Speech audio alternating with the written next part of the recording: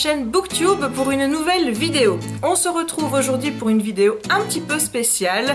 J'ai eu une idée un petit peu folle ce week-end et comme j'ai vu que ma vidéo sur le coloriage vous avait beaucoup plu, eh bien je me suis dit pourquoi pas créer un petit challenge autour du coloriage tout simplement. Vous le savez sans doute, je suis pas une grande adepte de tout ce qui est marathon, de lecture, etc.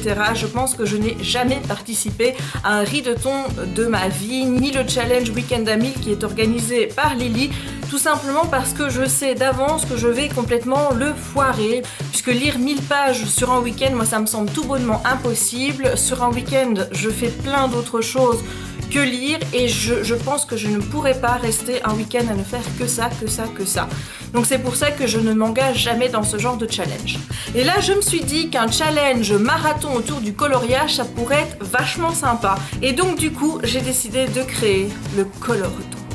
Ah oui, je sais, c'est très recherché comme nom, mais ça me semblait le plus simple. D'ailleurs, je vous ai mis un petit hashtag ici pour vous identifier par rapport à ce challenge. Je me suis dit que ça pouvait être sympa aussi d'avoir le petit hashtag qui était réservé au challenge. Concrètement, comment ça va se passer? Cela va se passer le week-end du 11 et 12 avril 2015, donc dans 3 petites semaines.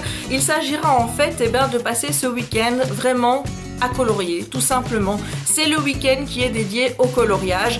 Je ne dis pas qu'il faut colorier 24 heures sur 24 sans s'arrêter, mais en tout cas c'est vraiment le week-end où on va enchaîner coloriage sur coloriage. Durant ce week-end on va également beaucoup partager entre nous puisqu'on va se soutenir. Je ne sais pas si vous souhaitez que je crée un groupe spécial réservé au Coloroton ou si l'event que je vous référence ici dans la barre d'infos vous suffira pour pouvoir échanger autour de cet événement. Moi je pensais que créer un événement ça pourrait suffire pour le moment. On verra bien, on n'en est pas encore là. Vous pouvez également faire des articles sur votre blog pour montrer vos dessins que vous avez accomplis durant le Coloroton. Vous pouvez faire des vidéos, vous vous filmez en train de colorier, ça peut être sympa.